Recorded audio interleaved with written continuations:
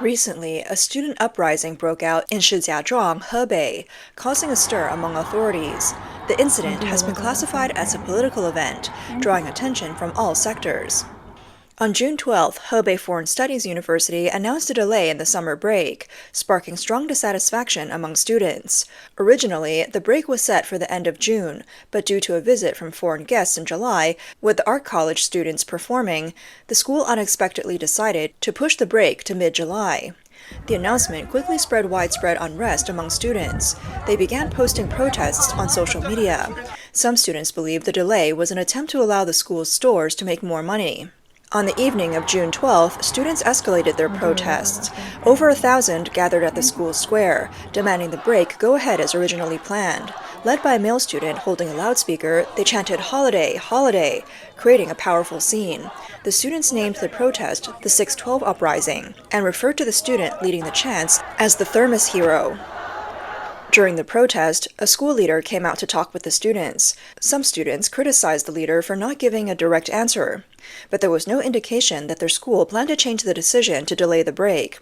It is rumored that the demands of the students have continued to escalate. Some have said, "We don't just want a normal holiday, we also want to cancel the morning and evening study sessions, remove extraneous classes, and stop the dorm check penalties. We want a proper university life." A student blogger, possibly with insider knowledge, posted on Douyin, saying the original plan was to finish the courses in week 16 and have exams in week 18, so we could go home by the end of June. Now the holiday is delayed by 2 weeks just to accommodate your VIP guests. You've won, and they've blocked all the negative news. Some students claimed that teachers had followed the original course schedule, but now, with the new dates, they're being told to assign more homework without a reasonable explanation. Many students had already bought tickets to return home based on the original dates. If they had known from the start that the break would be in week 20, no one would have protested. They argued that their tuition fees should not be used for this. The air conditioning in the classrooms stops when the scheduled time is up, making it unbearably hot. One student commented, "I booked my flight tickets in advance, but if I cancel, I'll lose 500 yuan. Who's going to compensate for that?" A street vendor mentioned, "Last year, the delay was because the cafeteria overordered food, so they delayed the holiday by a week to avoid wasting money. This year, it's probably the same reason." A blogger from China posted a screenshot claiming that the West Playground incident has escalated into a political matter. After an investigation by the Hebei Provincial Government of Education, a holiday notice will be issued. The message advised, "Don't go to watch the excitement. Don't spread information in groups of more than 10 people. Don't randomly add strangers to groups. Don't accept any interviews, and don't spread news about the West Playground incident on any social platform." Ex-users quickly responded, "Crazy management with constant policy changes. Even the holiday plan is a mess. In the end, they still want to maintain stability. This is the real management level of the Chinese Communist Party. A country and society without a sense of contractual spirit is terrifying.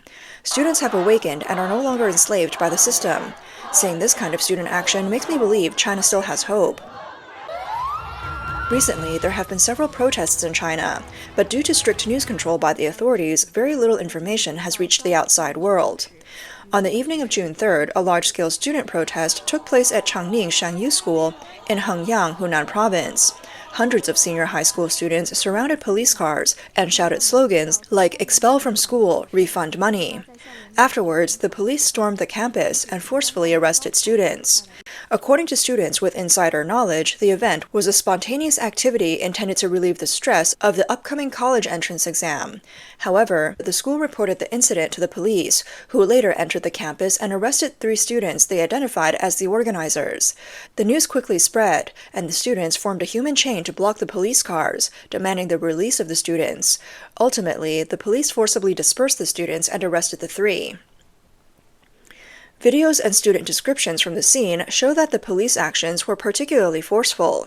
There has been public concern that local authorities used police force to handle a normal student activity just before the college entrance exam, raising questions about political motives, especially since the incident occurred just before the anniversary of the June 4th incident, a time when control over speech and assembly is particularly sensitive.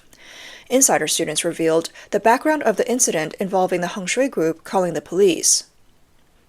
On April 14th, Changning Shangyu High School, Hengyang Hangzhou High School, and Hengshui Education Group collaborated to promote educational development, aiming to turn the two schools into the new benchmarks for basic education in the Xiangnan region. Students said, next semester, the Hengshui schedule will be implemented. We'll wake up at 5 a.m. and have 15 classes a day. All teachers and students are required to run exercises, and it's so disgusting. Since the Hengshui teachers arrived, the school has stopped letting us use air conditioning, even when it feels like we're about to suffocate. It wasn't like this before, and the atmosphere in high school is terrible. In the middle of the semester, they suddenly said, we need to pay. The tuition fee is 11,000 yuan, and later they tricked us into paying for materials, making the semester fee nearly 20,000 yuan. Students formed a human chain in front of the police cars to block them from leaving, chanting slogans like expel from school, refund money, and demanding the release of the arrested students. Despite their efforts, they watched helplessly as 3 students were taken away. After the incident, the whereabouts of the 3 detained students remain unknown, and the authorities have not officially commented. The incident has sparked heated discussions on social media, with some users criticizing the situation. The school called the police, and the police suppressed the students. The education system is more suffocating than exams. One user on X said, the group shouting tradition has been used for a long time to relieve stress. By calling the police and having them enter the campus to forcibly arrest students, the school only deepens the confrontation. Dealing with youth expression through stability maintenance thinking only creates more distrust. The real problem isn't the shouting, but the system's misunderstanding and fear of spontaneous order. On May 23rd, a female student at the 6th Middle School in Xuchang, Henan Province, died after being subjected to prolonged corporal punishment by a teacher. On the 25th, a large group of people, including students, gathered outside the school to protest. The students, who were deeply upset, held banners, handed out flyers, and chanted slogans demanding justice for Wu Yijia, the deceased. The voices of the protesters were deafening. Windows of the teaching building were smashed, and the office of the principal, who was known for being cruel, was surrounded by angry students. The school has suspended classes, and the authorities have tightly controlled the news, spreading rumors and deleting posts. No videos of the incident can be found on Chinese platforms, but discussions continue to spread online. According to local residents, the deceased student's name was Wu Yijia, a 7th grade student from class 6. Her parents were divorced, and she was well liked at school but had been bullied by her homeroom teacher, a man named Zhang. Sources say the teacher consistently mistreated Wu by insulting her, forcing her to stand for long periods, denying her entry to class, and making her run outside in the scorching heat. He even encouraged classmates to isolate her. Unable to bear the abuse any longer, Wu Yijia finally jumped from her family's 16th floor apartment on the evening of May 23rd. She had been punished for 3 consecutive days. Wu Yijia's cousin told a blogger that the prolonged abuse caused her to show clear signs of depression, and that she had cried to her mother, asking to transfer schools. After the incident, the family claimed that the school not only failed to take responsibility, but also tried to shift the blame onto the family for inadequate supervision. It is said that during discussions with the family, the teacher remained indifferent and even used his phone during the meeting, further intensifying the family's and public's outrage. On the evening of May 24th, the family of Wu Yijia went to the entrance of the school, seeking public attention and support for their tragic loss. At the same time, the deceased classmates began posting on social media, sharing her story, supporting her, and urging people to pay attention to the incident. On the morning of May 25th, Wu Yijia's mother, grandfather, and other relatives returned to the school entrance, holding up photos of Wu Yijia, accusing the homeroom teacher, and demanding the school provide an explanation. Starting around noon that day, large numbers of students, parents, and citizens gathered at the school entrance to protest. By the afternoon, the crowd had grown to over 1,000 people. Some protesters began throwing flyers and firecrackers at the school. With the school gates tightly shut, a nearby school building became the target of the students' anger. The furious students used hard objects and kicked the building to break some of the windows. Shortly after, a large number of police and special forces arrived to expel the protesting students, leading to clashes with the police. Video footage from the scene shows police using pepper spray on the students, and witnesses claim that some students were beaten and at least 5 were arrested. The police then blocked off the main roads around the school, and by late evening, many officers and cars remained stationed nearby. At the same time, a large group of students and citizens continued to gather across the street from the school. Mr. Lee, who lives near the middle school, reveals that on May 25th, he also went to the scene. The family of the deceased was at the school gate demanding answers, and the area around the school was filled with people and students, including students from other schools. Mr. Lee recalled, these 16 or 17-year-old students, in order to stand up for this girl, smashed the glass of the school office building outside. Mr. Lee mentioned that the scene was crowded, and the principal came out but was struck by a parent. The teacher who had bullied the students, named Zhang, stayed inside the school and did not come out. A large group of police arrived later, arresting the students who had smashed the school windows and dispersing the crowd. Zhao, a student who heard about the incident from his friends, went to the school site at 5 p.m. on May 25th. He said there were many people around the school. The family was holding up a sign with a photo of the girl, and it said, "Injustice." Many students from other schools came, and they were very emotional, smashing the windows of the school office building. At around 7 p.m., Zhao left the scene. He said that 2 police cars arrived, and the students who had smashed the windows were arrested, but he managed to escape. After the incident, authorities blocked the news, deleted online videos, and did not issue an official statement. Journalists who called the school found no one answering the phone. On May 26th, special forces surrounded the school entrance, preventing the public from getting close, and the school suspended classes.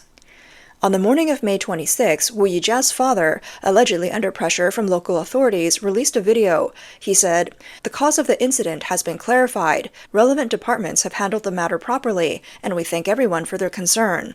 We hope that people will not continue to discuss this online." Netizens pointed out that this was a typical tactic of the Chinese Communist Party. They questioned how Wu Yijia's father could suddenly back down the day after his daughter's death, suggesting he must have been threatened with death. One life was lost, yet he had no chance to resist, with his family still having other relatives to protect. The CCP, they said, was extremely malicious. As of now, the authorities have not provided any official results or resolution to the incident. However, similar events have become frequent, leading to concerns and sparking anger, grief, and questioning among netizens. Some netizens revealed the CCP's usual practices.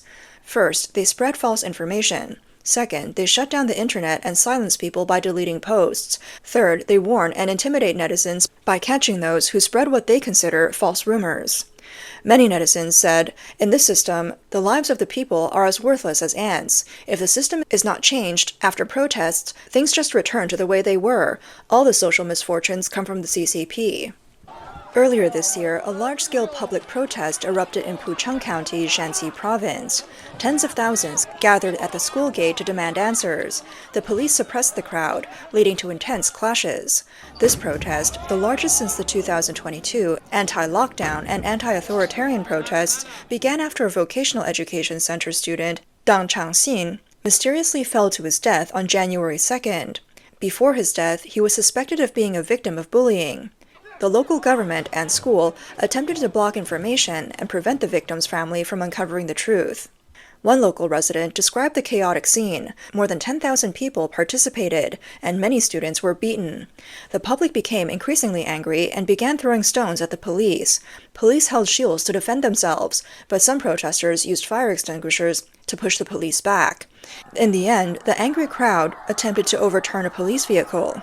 The family continued to seek justice without success. The school claimed that the surveillance footage was damaged, while the police stated that they had reviewed the footage, leading to contradictions in their statements. Later, the victim's uncle was also arrested by the police, and all the phones of the witnesses were confiscated by the school, with all photos deleted.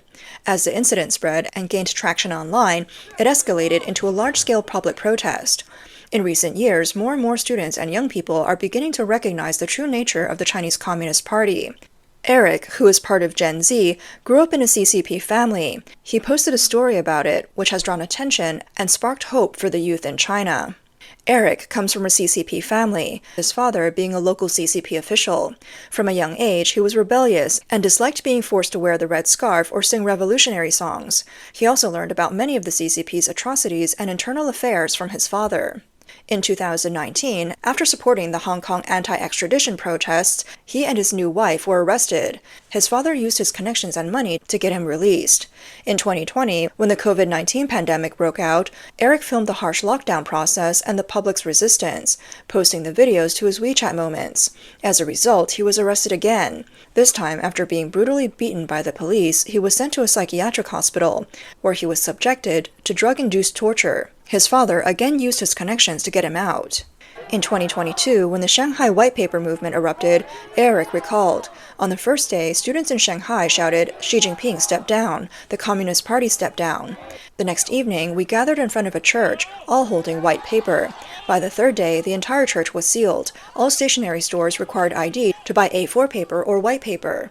Copy shops were also notified that they had to register ID. He said that the people involved in the white paper movement were pushing open neighborhood gates, charging through checkpoints, refusing PCR tests, and even flipping over testing booths. The workers in protective suits had their clothes torn off.